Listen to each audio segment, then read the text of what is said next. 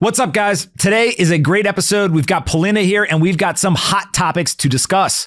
First, we have Vice President Harris in her recent comments on digital assets, why she has an advantage for crypto voters over Donald Trump, and what Trump could do instead. We then get into why investing at all-time high prices is actually a good decision if you go and you look at the data since 1988. That's right, that'll blow your mind. Then we get into housing affordability, why it has eroded so much, why you actually should care more about who is sitting on your city council board rather than who is in the White House. And then lastly, we talk about President Biden, his recent decision or opinion to go ahead and try to ban software from certain countries that are inside of our cars, what it means, and why the media may be trying to feed you one line, but you should be looking at the other side and understanding what's really going on with tariffs and all sorts of national security concerns. And we end up with a couple of little funny anecdotes about the book that I recently released this week. Polina holds nothing back. She roasted me, but she also tells you guys some cool little facts that I think you'll enjoy as well. Here's my conversation with Polina Pompliano. All right, Polina, what's the first topic? All right, so Vice President Kamala Harris finally addressed crypto for the first time on Sunday. Kind of. She said she would, quote unquote, encourage innovative technologies like AI and digital assets while protecting consumers and investors. She has yet to publicly discuss crypto at length, but her advisors reached out to companies including Coinbase and Ripple to reset relations. I wonder why. Is that because of like regulatory things that have been going on? Look, there's a lot of complexity here, and there's a lot, obviously, of tribalism, and there's a us versus them, mentality. But I do think there's a couple of key components that are pretty important. The first is, why does the Bitcoin and crypto community feel like they're under attack? Well, it's because they have been, right? It's very obvious that whether intentionally or not, there's an apparatus that comes from the government, from banking regulators, from securities regulators, from politicians that has been, at best, skeptical, at worst, nefariously, abrasive and punitive against the industry. And so if you look at that, when people say, why are they not talking about this? There's, X number of people that hold this. There's Y amount of value. It's because it doesn't matter. Nobody is going to win or lose the presidential election based on what their stance on crypto is. It is a massive echo chamber. Think about how crazy this is. They're not talking about it, yet the crypto world has put together the largest money packs and donations of any industry. Is this why both parties are kind of catering to the crypto demographic? I don't even think they're catering to it, right? I mean, but here's the part that I don't think people really quite understand is if you look at Trump is saying a lot of the right things and everything.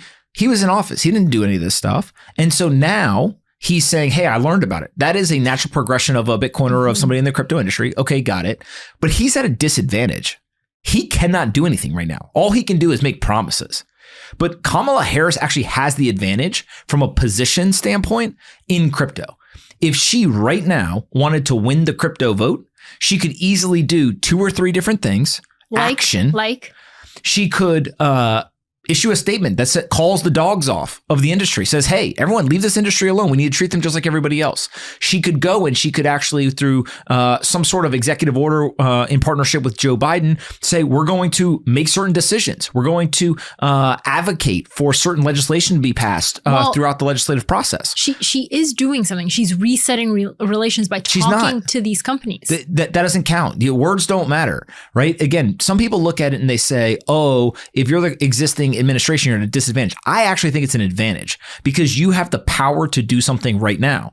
And so if they want to actually win the crypto vote, meaning the Democrats and the Harris administration, they could act right now. They have 35, 40 days left. If they do something, they will win a big portion of the undecided and even potentially the single issue voters because people say, oh, they're serious. It's not words, it's action. Trump doesn't have any advantage right now. He just can make campaign promises and you have to evaluate, do you believe him or do you not? Now, here's what I do think is really interesting. Why does the Harris campaign not do anything? Because it doesn't matter. It does not matter towards whether she's going to win or lose. The crypto crowd can all go towards Donald Trump. 100% of them can go vote for Trump. And the Harris administration obviously thinks they can still win. And so what Trump is doing, which is very interesting, is he is obviously much more sympathetic. He thinks that crowd of people is very strategic. That's why I'm spending so much time on this. But there is a kind of 1A component to what Trump is doing. Trump is not only saying stuff on the campaign trail, but he's also built a business within the crypto industry. Yeah, why is he doing that? Why is he building a business? Well, so he's got the Trump trading cards. They're very, very popular. Trading cards. They're selling out some of these drops in hours. I mean, this stuff is very popular. And for those that haven't went and looked at it, I've talked to the team that helped him do this, right? And I've really tried to understand, like, why is this working? Because it's not just crypto people buying it. They didn't launch NFTs in the sense of like, look at us, we're in the crypto echo chamber, we're launching NFTs. They launched Trump digital trading cards, and a huge hack that they had in terms of virality and really optimizing for selling out is you can buy with your debit or credit card. So you don't need crypto. So if you're Joe Blow sitting at home and you are a Trump fan, whether because of his politics or just for you've been, a fan of him for a long time because of The Apprentice or whatever, and you say, I want to buy a collectible, or similar to the sneaker flipping culture, I'm going to buy this, hold it, it's going to go up in value and I'll sell to somebody else later. Mm-hmm. You can just whip out your debit card or your credit card and you can buy it online the same way you'd buy something from Amazon or Shopify. Yeah. And then you now have this digital trading card. It's not a crypto product in the sense that the crypto people think about it. And so what we're watching happen right now is the crypto industry was the pirates. They were the kind of challengers. And they were growing very aggressively. And you had to be very native to the technology. You had to be very technically oriented. You had to really, really believe in this contrarian thing that was kind of outside the norm. Today, those people, if they get ossified and kind of like dried cement in the hardcore crypto industry, they are going to get left behind, because the future of the industry is how do you cross over to create products and services where people don't know crypto rails are involved. So for example, the crypto audience will say, blah, blah, blah, stable coins. But actually the future products that are going to be successful are going to talk about blah, blah, blah, dollars. When I say dollars, you don't say back to me, are you using HTTP electronic money on, X rails that settles through the Fed? It's just dollars. I don't care if it's a physical dollar in my pocket or it's an electronic dollar in my bank account. It's dollars. The same thing is going to happen to crypto. The rails, the infrastructure, all of the nerd stuff is going to get pushed into the background, and there will be people who build that stuff that care. But the average user outside of the hardcore crypto crowd, they don't care. All they want to know is, are you selling me a product or a service that gets the job done? I use technology every day that I could not describe to you how it is built. The internet. I don't care. All I know is that I can go to google.com and I can type in a question and it gives me links to go check it out. I can go to Perplexity and I can type in a question and it gives me an answer. I can pull out a supercomputer from my pocket. I can press a glass screen and magic happens. I don't know how the glass screen works. I don't care. Let me use the products and services and just get out of my way. That is the maturation that crypto is going through. And so if you bring this back, if founders, entrepreneurs, people who are building the industry start to realize that, those are going to be the people that win. If the investors realize investing in this industry is no different than other industries, you're now looking at a global portfolio, and the politicians are realizing, wait a second, this group is important in the sense of size, but it's not actually going to win or lose Harris the campaign. And so I think what Trump is trying to do is he's looking for these areas where he can gain an advantage, where he can gain an edge. He's the challenger. He doesn't have the benefit of the media saying, great job. He doesn't have the benefit of Oprah saying, hey, come sit down and do a talk with me. So when you are the challenger, when you're the upstart, when you're the startup competing against the incumbent, you have to take a little bit more risk. You got to go and find the things on the edges where you think that you can get a mispriced opportunity. And he thinks Bitcoin and crypto is one of those things. Yeah. And like you said, like Harris's team is kind of making these broad statements and grouping digital assets with AI. They're just seeing this as frontier tech versus being like, we're going to put skin in the game and start a business. And Trump recently went to the Bitcoin bar in New York City. So it's like he's putting some skin in the game to say like, this really is important to me, whether it actually is or not. And you actually went to the bar where Trump was. Do you want to tell us your impression? Yeah, I mean, the first thing was forget any politics, whether you like the person or you don't like the person. I think most people who watch this show know I'm a fairly independent person. I think that there's things that are positive about both candidates. There's things that are negative about both candidates. I take great pride in trying to evaluate each one of them independently on each topic, and I come to a conclusion as to whether I agree with them or I don't. All that said, when Donald Trump walked into that bar, the first thing that I said to myself was, this dude's swag is on 1,000. Okay, I don't know about swag. I'm telling you, it is hard to describe until you see him walk into a crowded room. Now, again, people are there to see him, right? So there's an element of it. But I have met thousands of people in my life. I mostly for my career as an investor have invested in private companies where my entire job is to walk in and in 30 minutes, I need to make a decision whether I'm going to give a person a lot of money to try to go build a company. What do they like? What are their strengths? What are their weaknesses? What type of person are they? Can they inspire other people to do stuff? Can they go close a deal? Can they raise money? Can they do all this stuff? I don't have the best measurement of people, but I got a pretty good one that's been honed over a long time. Did I have swag when we met? Yes. Oh. We met in the morning and then I said to you, we should go to dinner tonight. Because I had swag. Yours was on like 500. His was on 1,000, but it's okay. Well, you walked in, we won't tell the whole story. And so when he walked in that bar, that was my first thing, right? Whether people agree with me or not, that was the first thing that I noticed was this guy, you want to call it aura, you want to call it swag, whatever you want to call it. It's just some people got it, some people don't. Vibes. He got it. And I mentioned it to a couple of people and they were like, yeah, 100%. First time I ever saw him was today. I completely agree with that. Is it because he like warmed people up? Did he make a joke? Like, is it just the way he walked? It's kind of like if you're a guy, right? Okay. If you're a guy and you walk into a room, and let's say that you walked into a bar and there's a tough guy in the corner, you just know. I'm not messing with that dude. That dude seems like a tough guy. There's just an aura. There's a vibe to them. Whatever words you want to use, you're just like, that guy seems like somebody that nobody wants to mess with. He didn't say anything. He didn't even move. You just know the way they look, the way they feel, like all this. You're just like, got it. Then there's other people that you look at, and because of human biology and the way that we have developed, you look at and you're like, I would whoop that dude's butt. He didn't say anything. He didn't do anything or whatever, right? It's just you start to learn this stuff. And so I think that Trump, that was the first thing. The second thing is I got the sense that he was interested in what is this stuff? Like how does it work?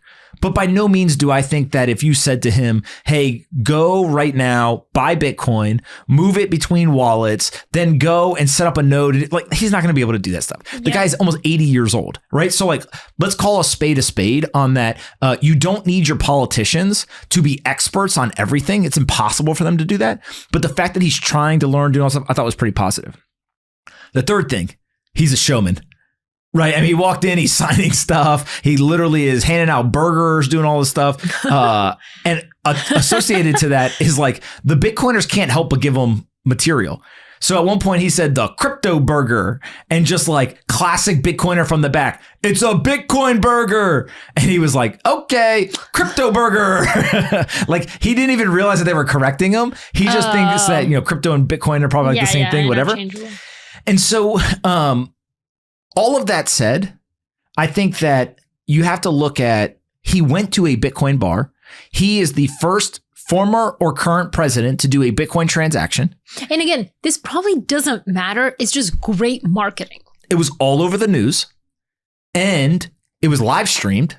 We saw Anthony on TV. I did not know that I was going to be in the video shot, and all of a sudden my phone started blowing up with people being like, you're on MSNBC, you're on Fox, you're on this. Okay. But here's the other thing is that everyone wants to know, like Donald Trump. I actually think that the people at PubKey, Thomas and that whole team there is the bar that they went to. That whole team. Wow. What an incredible job. Right? Imagine what it takes to get somebody of that stature, that busyness, etc., to come there. Yeah.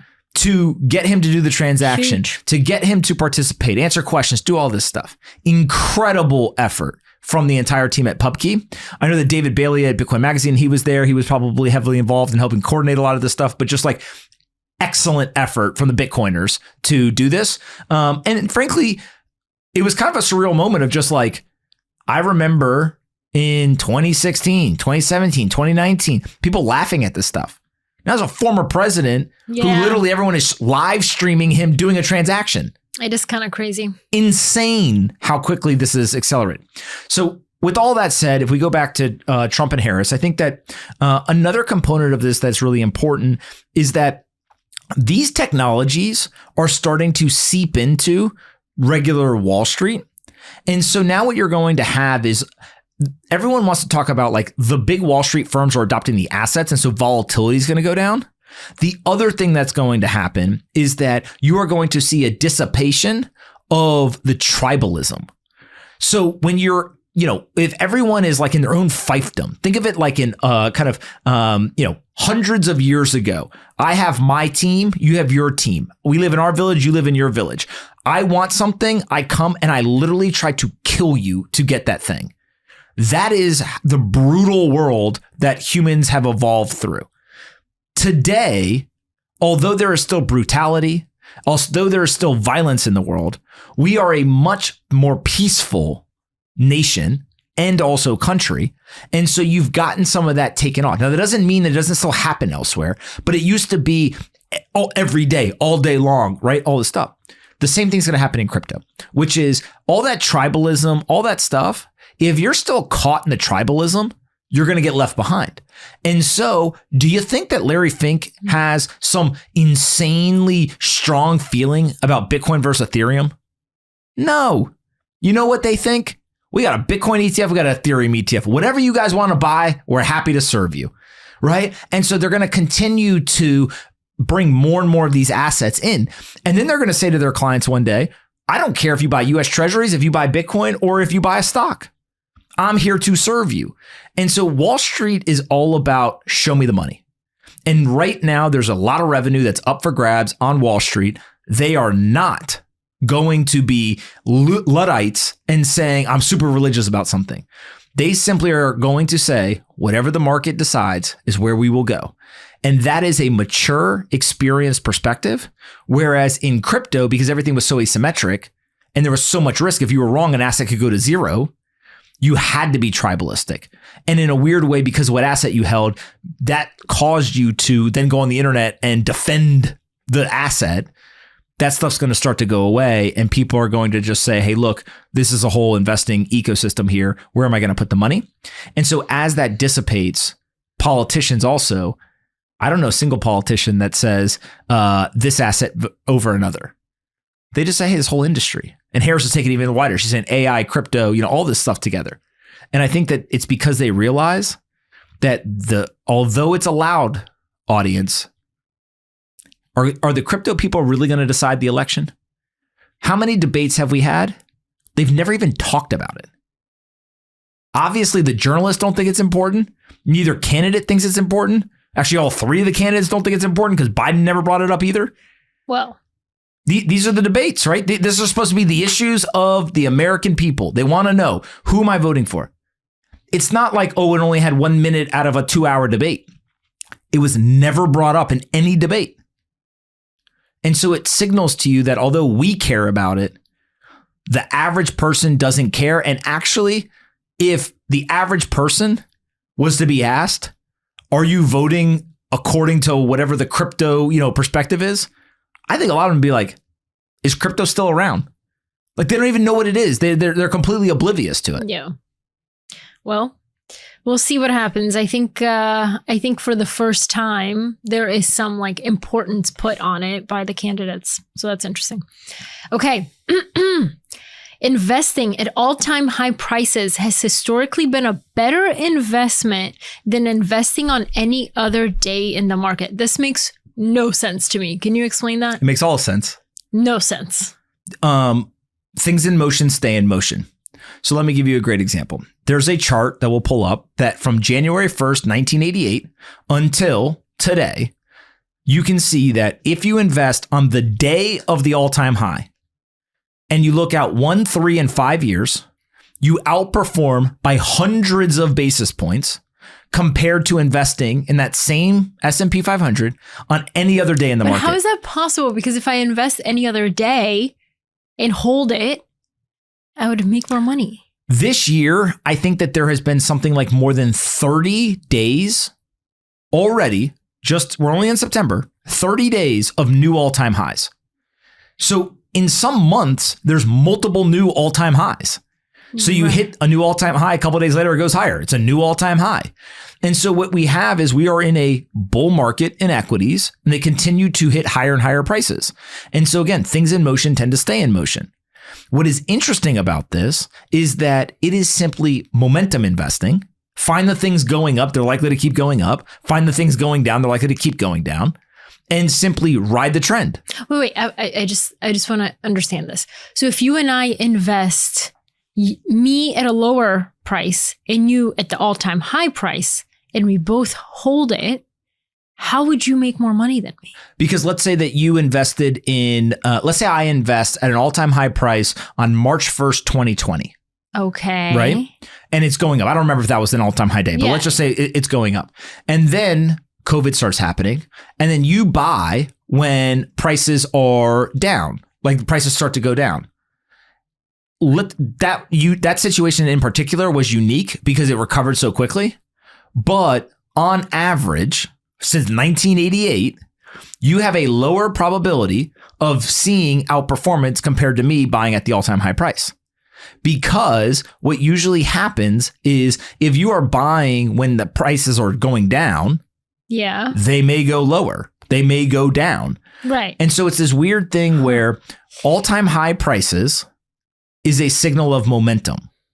And so it's all about time preference. Right now, there's a ton of people saying our equities overvalued. The more people talk about equities being overvalued, the less likely they're overvalued, right? The more people talk about a recession, the less likely a recession is going to happen. The whole point of a recession or of a market downturn, et cetera, is people aren't paying attention to it, right? The global financial crisis happened because no one saw the risk. The Big Short, it was a couple of people figured it out and they shorted the market. But what we are watching right now is asset prices continue to hit these highs. So every single person that's like, oh my God, here comes the big crash. The economy's slowing down. Like the Fed is just stimulating. They're cutting interest rates, right? M2 money supply is starting to expand. China is now pumping liquidity into the market.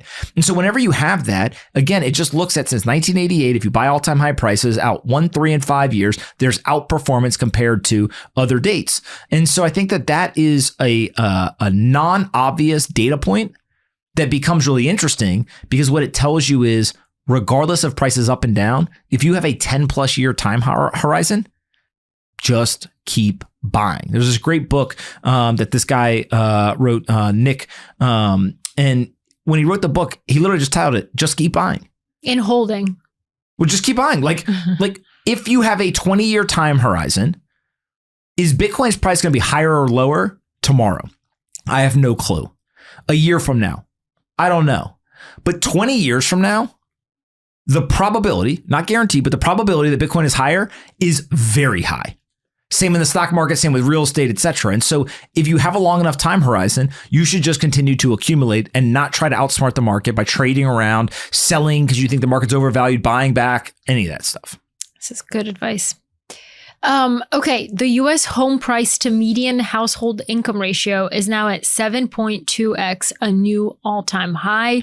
In other words, the average single-family home in the U.S. now costs more than 7 times the median annual household income. That's pretty wild. Housing affordability is a horrible thing in this country. And a lot of it, people want to point to inflation.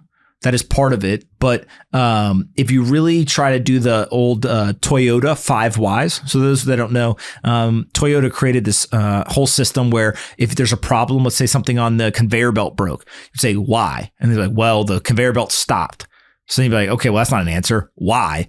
Like, the power went out on the conveyor belt. That's what caused it to stop. Okay. Why? Mm-hmm. Oh, the power to the building, got rerouted, blah, blah, because there's a blackout. Okay. Why? And you could basically go and what you're trying to do is trying to find the root cause. Our 2-year-old puts us to the test with that every day. And so if you come and you look at the housing stuff and you do kind of, why, what you realize is that is some, hey, they're debasing the dollar. So obviously home prices will continue to go up. It is some that we don't have enough supply. There's estimated between 1.5 to 3 million homes are missing in the American economy. We need that to get back to an affordability. And so we've got to catch up. And then some of it is regulation, right? There's people who want to build homes, but they can't build the homes. And then if you look at things like income, people's productivity has continued to go up and to the right since 1971, but their pay has actually stagnated. And so in real purchasing power terms, they're getting paid less money. And so you put all these things together and you're like, yeah, home affordability gets eroded away. What this metric is looking at specifically is your income to the home prices. And so that ratio, as it gets bigger, that is just telling you it's harder to buy a home. Yeah. And so we have a nation where it is increasingly difficult to own a home. I would argue that is one of the core tenets of America and kind of the American dream is you can come here, you can own a home, you can build a life of wealth and happiness. You can have a job. There's economic and social mobility. Most people who own a home, a very big portion of their net worth is tied up in that home. And so if you can't own a home, you are actually making it harder for people to build a net worth. And so if the asset that makes up a very large portion of people's net worth is no longer able to be purchased, what do they do with their money? Where do they go and actually deliver economic return? And home buying, what's so interesting about this is that it's usually a levered trade. You borrow money to buy the asset. And so you're building equity over time in the home. Interestingly, almost 40%, I think it's 39.7% of homeowners today do not have a mortgage. They are debt-free on their home. It's an all-time high. Now, why is that an all-time high? A lot of it has to do with the baby boomers are just getting old enough where they've paid off their mortgage. They bought the homes when they were 25 or 30 years old. Good job, guys. And now they're 55, 60, 65, 70 years old. And so they just don't have a mortgage anymore. And so it's more of a demographic shift than anything. And so it goes back to this whole idea of just like... Are millennials still just renting? Millennials do rent quite a bit, but also I think that there's plenty of people who are millennials who want to buy a home. Yeah, of course. And if you look at this, you're just like, okay, again, Toyota 5Ys, where do you get? The money is broken. They continue to spend. And if they continue to spend, they will have to devalue the currency in order to monetize the debt. That is the trade of our generation, and it affects everything from our food supply to our homes, to our investment portfolios, all the way even to our institutions across religious, societal, and economics. And I think that is really why so many people are sympathetic to Bitcoin. Yeah. Is they see Bitcoin as a root cause solution to the problem of money. I thought this was really interesting that the home price to median household income ratio is actually higher at 7.2x than the 6.8x seen during the 2008 housing bubble. That doesn't surprise me. Why? Inflation, underbuilding of homes, regulation, and income's not keeping up. Yeah. And I will say, like, I think definitely Harris, I think Trump, they both discussed this during the debate around like, you know, home affordability and building new homes and increasing the supply. So do you buy that? Do you buy that? Get it? We obviously need to build. We obviously need to build more homes. The challenge is that the president of the United States has very little power when it comes to local regulation. And so, as an example, the president can't make people build more homes in San Francisco because the San Francisco regulation, which is overseen locally, will not let people build up in most of the city. Right. And so it's why I constantly say, for most people, who's on your city council is more important than who's in the White House. Because that one decision has a massive impact. Who sits on that city council depends on your local crime. It depends on the local economics. It depends on the local housing regulations. It depends on public transportation. All these decisions are made by local leadership, not who's in the White House. National politics matter. Big legislative decisions matter. But most of the things that affect the everyday person in San Francisco is not coming from the White House. It's coming from their local leaders. You know, I wonder if there's a trend where local media has largely died, and therefore all that like power has kind of consolidated into like the big media. Therefore, people think that like, you know, who's the president is such a massive whatever versus who's leading their local communities. Today's episode is brought to you by CrossFi. CrossFi is the Apple Pay for crypto. For the first time in history, anyone with a Web3 wallet like MetaMask can spend crypto through a physical or virtual Visa card anywhere in the world where Visa is accepted. No more exchanges or middlemen. Just link your wallet, get your card, and start spending today. CrossFi card transactions have already been successfully processed in New York, Los Angeles, London, Dubai, China, Japan, and over 20 other countries.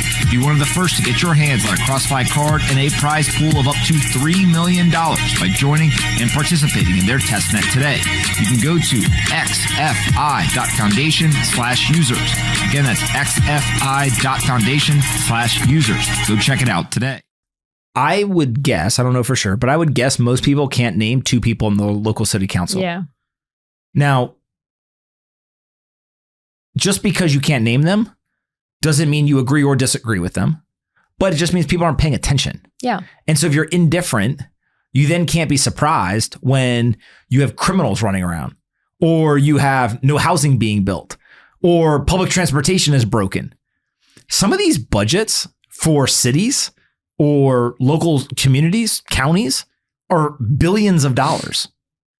And so another thing that I always point to is there are a couple of places that I've lived throughout the years where I've then gone back afterwards after I started thinking about this and just looked and be like, how big was the budget? Mm-hmm. What are they spending on? Who's on the city council?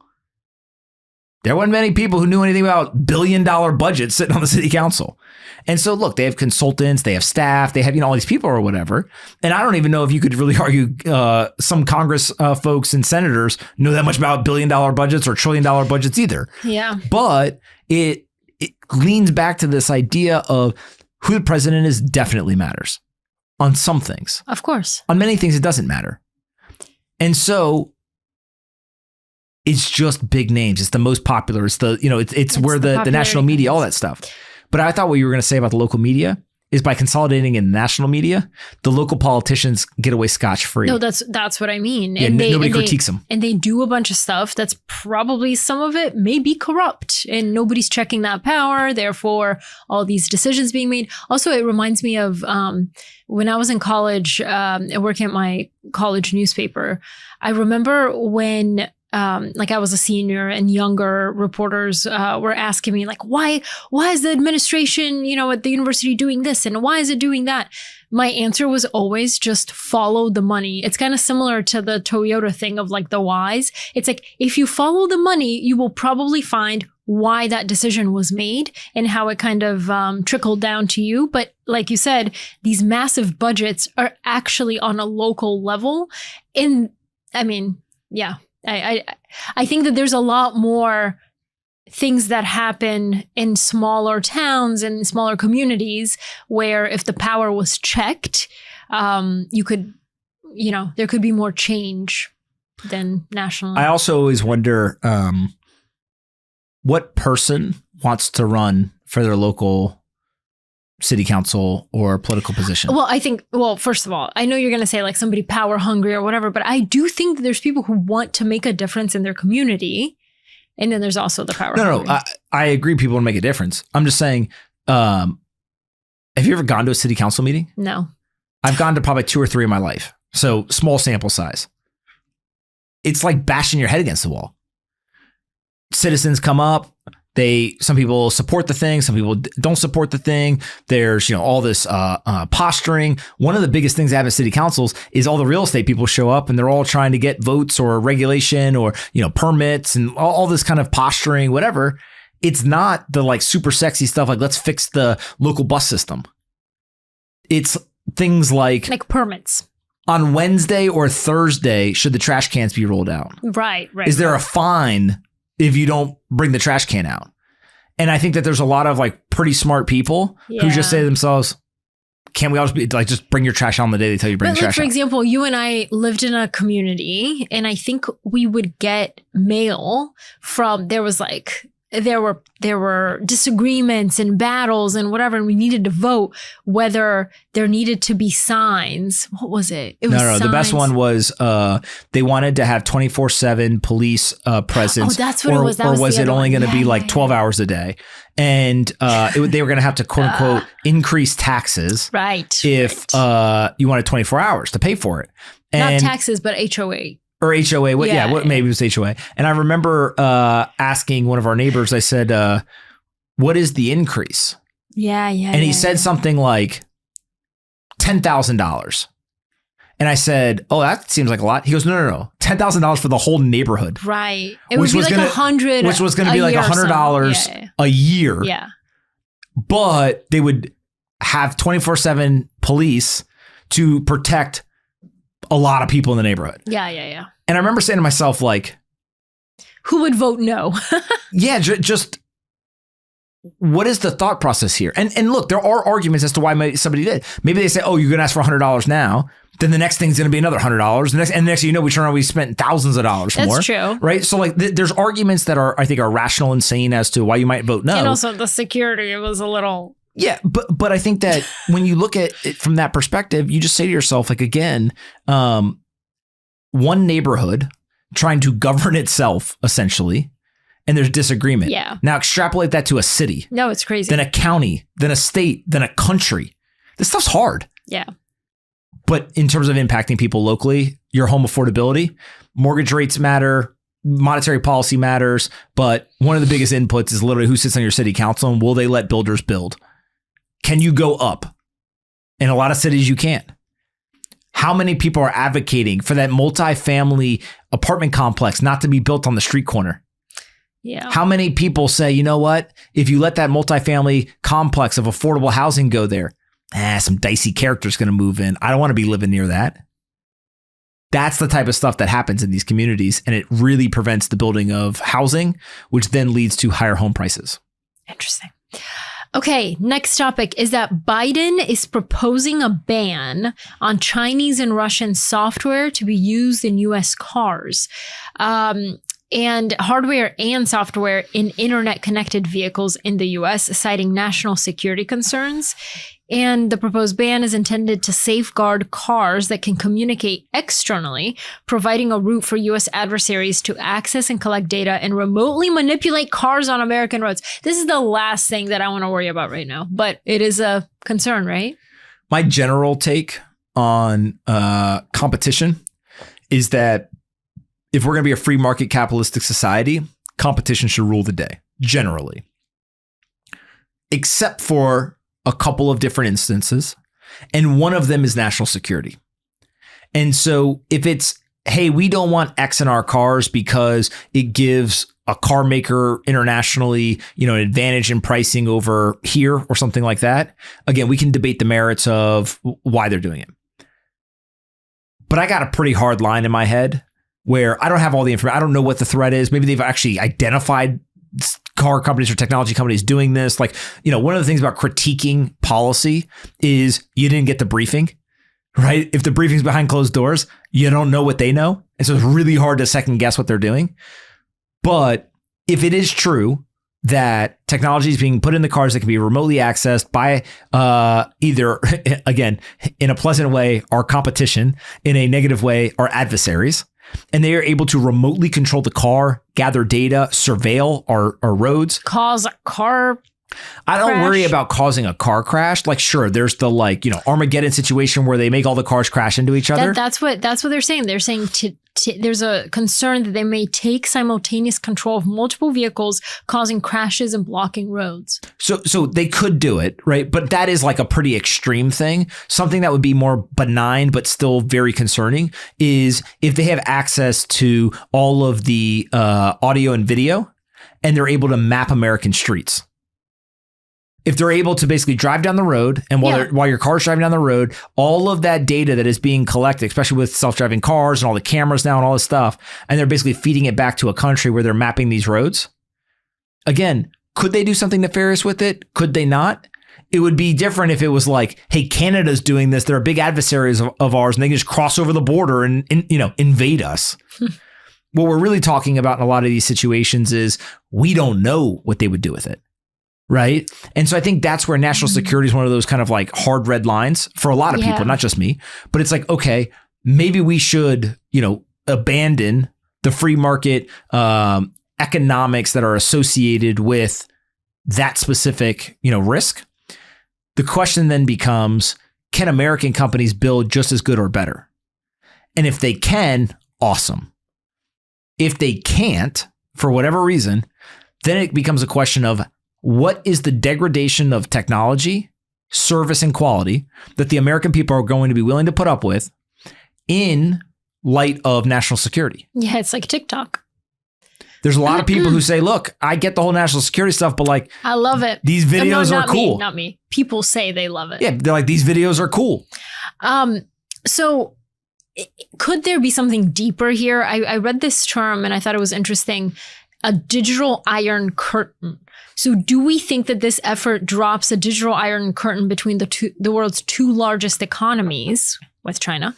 And also Biden this year announced 100% tariffs on Chinese electric vehicles. So it's Wait, say that again? What do you do? What? What did Biden do? Announce 100% tariffs? Oh, so the current administration is using tariffs? Oh. I feel like okay. That's interesting. It's almost as if they're just a normal economic tool that's used by both Republicans and Democrats. All right. I did not mean for this to get political, but it's not a political statement. No, but hold on. This is important. It's not a political thing. That's the point. Is right now there's a lot of mainstream media that is trying to prey on the uneducated when it comes to very, very complex. Yeah, they're very complex economic tools, procedures, implementations, etc. And so a great example, which again, Trump said some good things in the debate. Trump said some bad things. So did Harris. But one of the good things that I thought that Trump said in the last debate was he said, you all keep yelling at me about the tariffs, but why then did you keep the tariffs that I put in? If they were so bad, shouldn't you have rolled them back? Shouldn't you have eliminated them? So basically, I put something in process. You've been there for 3.5 years and you didn't take them away. How are you now going to tell me that they're bad? Because you could take them away today. You could, and I think at one point he even said, you can go down to Washington, D.C. right now, sign a piece of paper, and the tariffs are gone. Yeah. But you're not doing that because you realize that this is a great campaign talking point, but they work. And so Biden putting 100% tariff on Chinese cars, it's an economic tool. Of course. And so I think part of what is frustrating about American politics today is that both sides try to hammer the other side, and they blatantly know that they're lying. Or they embellish, or they exaggerate. Lying. Call it what it is. It's lying. On both sides, they do this. And I'll give you a good example. Another one that I recently saw is that there was multiple people who were either on television or running commercials for Democrats talking about Project 2025. Again, it actually is like such a stupid point.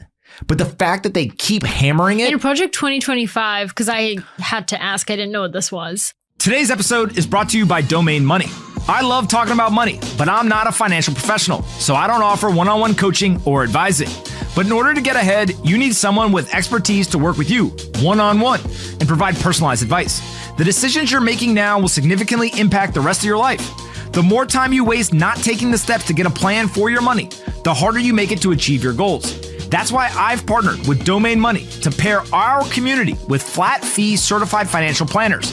That's right, they are CFPs. They can actually give you advice and they can help you level up your money game. Don't get left behind and head over to domainmoney.com/pomp to book your free strategy session to help you get started. That's domainmoney.com/pomp to get started with a CFP now. Go check them out. And just like any other major financial decision, it's important you understand what the service is and if it's right for you. So make sure to go see the important disclaimers at domainmoney.com/legal. That's what the lawyers told me to say. Now go check them out, domainmoney.com/pomp. The Republican Party, or really Donald Trump and J.D. Vance said, hey, look, we're not involved in this. We've never talked to this person. We're not involved in this. Somebody created something. Somebody created this thing. And I haven't read it. So I want to be careful about critiquing it in whatever way. But obviously, the Democrats believe that if you read it, you're going to be worried, and they think that is a great campaign point, and so they're hammering it. And in a weird way, I can critique them because it's like, look, they know that they're not involved, and they're still saying it. That's bad for the political environment. But if you look at it as a pure mercenary, how do I win the election? It is a fantastic campaign strategy to find something that you know gives you an advantage and to just keep hammering it over and over and over again.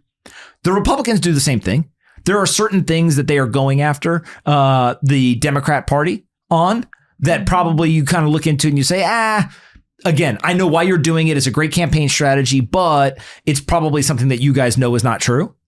And so you have to chalk it up to like, that's kind of politics. It's this like toxic behavior of you're trying to win. But I do think that the tariffs are a great example where Republicans and Democrats put tariffs on other countries. And so the like fear mongering around them is kind of crazy. Yeah. And the last thing that I'll say about specifically these cars is a lot of people don't know this, but there's a Chinese company that has software that has been installed in a lot of the cranes in the ports that is remote accessible. That's kind of concerning. There's other countries that can access the cranes that take the goods off of the ships. Yeah, but it's just like we're in such a global world. What are we supposed to do? Are we? We are. Well, is there American technology in the Chinese port cranes? Maybe. I don't know, but it's a good question. I do know one thing. TikTok is here. Facebook ain't there. Instagram's not there. Twitter's not there. So in a weird way, there's technology being exported from China to the US.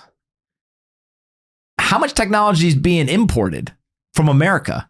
You mean the opposite? No, imported to China. Yeah, exported to China, but yeah, it's okay. I got you. China's exporting technology. How much are they importing? I got you. Right? Again, there's some, but it looks kind of uneven.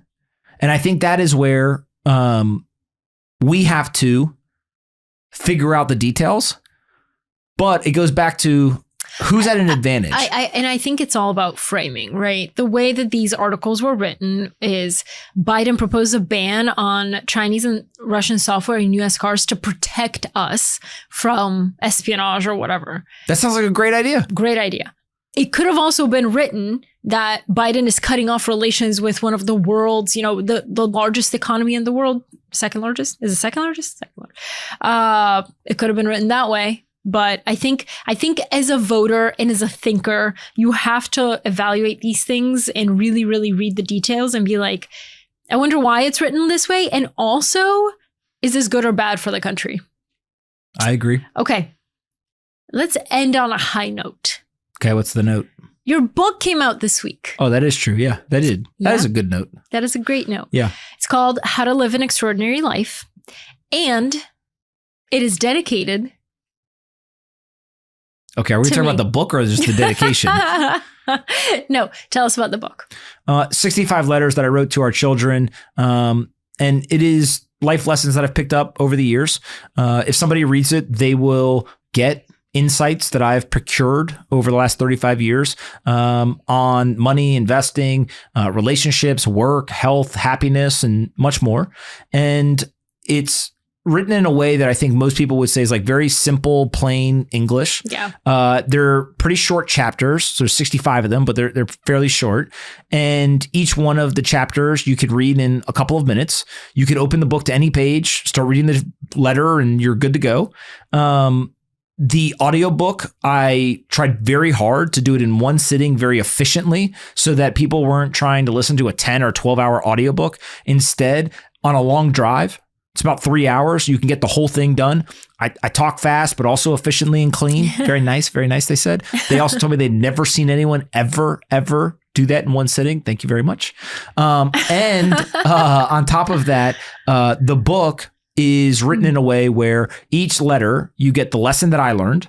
I tell you how I learned it or where I like what I did in my life to get that lesson, good or bad. And then I say something about here's how you can apply it, right? And it's addressed at our kids, but it's for anybody. Adults can read this, kids can read this, anything. And my hope is that people take one lesson. That's it. And the way that I've thought about this is the book, depending on where you buy it, whether you get a Kindle, you get an Audible, you get a hardback, whatever, is anywhere between $10 and $30, depending on the platform and the format. I promise you that if you read the full book from cover to cover, read every single letter, you will get at least $30 of value out of the book. You will. So it's basically a ROI positive purchase because you only need one idea. That's how I look at books. If you buy a book and you get one idea, it was worth the price of admission. Totally. This book, you get one. If you get two, you got a great deal. If you get 65, you stole from me. You stole from me. I spent 2 years writing this, and you only gave me $30. That's great. You didn't give me $30, by the way. The way book sales work, I get like $3.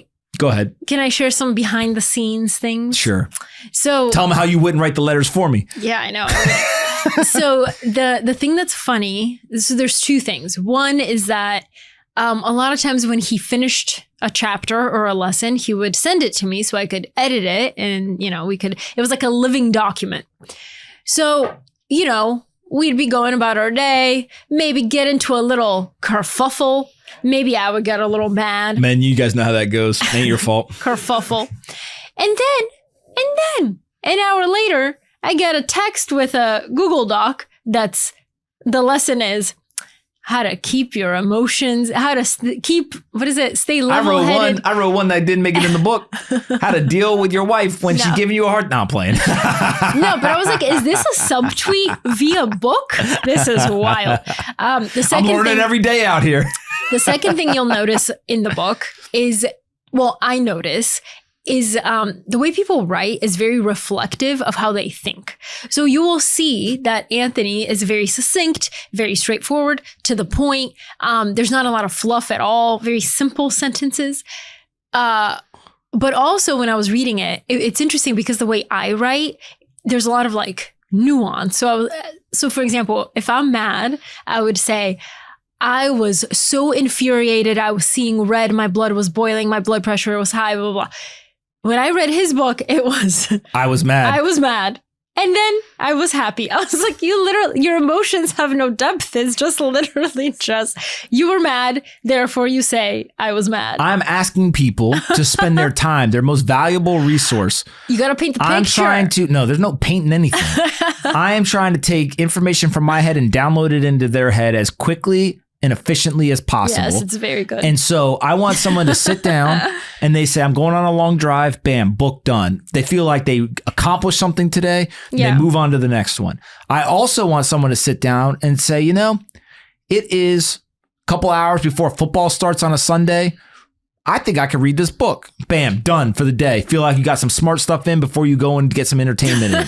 Right? I want someone to say, I was going to go out with my friends tonight. We're going to go to the club. We're going to have an amazing time. But you know what? I'm going to be a little bit more mature. I'm going to sit at home, I'm going to drink some tea. I'm going to relax, turn on the fireplace, get a little blanket. And then I'm going to read this book. And if any of y'all didn't notice, for somebody who's supposedly so succinct. I was just going to say. That was some pretty flowery, descriptive language there. But they could get the whole book read in a single sitting. That's the goal. Can I share my favorite lesson? Sure. That I think we talk about all the time and you include it in the book? Chinese farmer? Chinese farmer. Do you want to tell it? Tell the tale. Chinese farmer is a parable about a Chinese farmer, hence the name Chinese farmer. Very creative. And Plynn and I, throughout our lives, will constantly utter to each other, Chinese farmer. And we try to do it where no one else can hear because that'd be weird. They'd be like, what are these guys talking about Chinese farmers I don't know, for? One time you said that to me in an elevator with other people in there and I was like... Well, it was a Chinese farmer situation. But a Chinese farmer situation is because of this parable. The parable is there's a Chinese farmer. He's got a bunch of horses. One day he wakes up and the horses ran away. And his neighbors come over and they say, wow, you are so unlucky. And he says, maybe. A couple of days later, a bunch of wild horses run onto his property and hang around. So the neighbors come over and go, oh my God, all these wild horses ran over to your property and they replaced your old ones. You are so lucky. And he says, maybe. A couple of days later, he's got a 12-year-old son. That 12-year-old son's on the horses. He's out riding in the field and he falls off and he breaks his leg. And the neighbors come over and go, oh my God, that's so sad. I can't believe your son broke his leg. That's so unlucky. And he says, maybe. Then a couple of days after that, the army breaks out into war and they come to draft his son to come fight in the war, but they can't because his leg is broken. And so his neighbors come over and say, oh my God, they drafted all of our children, but yours didn't go. You're so lucky. And he says, maybe. And so the whole point of the parable is you never know whether something is good or bad until you have the hindsight benefit. And so even when something is bad, you didn't win a deal, you didn't get this thing done, you thought you were going to get a job, whatever. How many people years later, months later, weeks later, say to themselves, wow, I dodged a bullet. And the same, unfortunately, can be true of positive things. I have way too many friends who sold a company. And when they sold the company, they thought they were going to make a lot of money, or they did make a lot of money. And then they changed their behavior. They started spending money. They became addicted to drugs or whatever. And their life spiraled out of control. So that positive thing that in their life actually ended up leading to a negative outcome. And so you just never know. And it's a way to kind of keep even keel. It's a way to constantly say to yourself, maybe this is good, maybe this is not. But whenever the situation pops up, I think the reason why we just say Chinese farmer is because it reminds us you never know until you have the benefit of hindsight. Perfect note to end on. Go buy the book. It's great. Link in the description, link in the bio, link in the comments, everywhere. I love you all. Thank you so much. See you next time.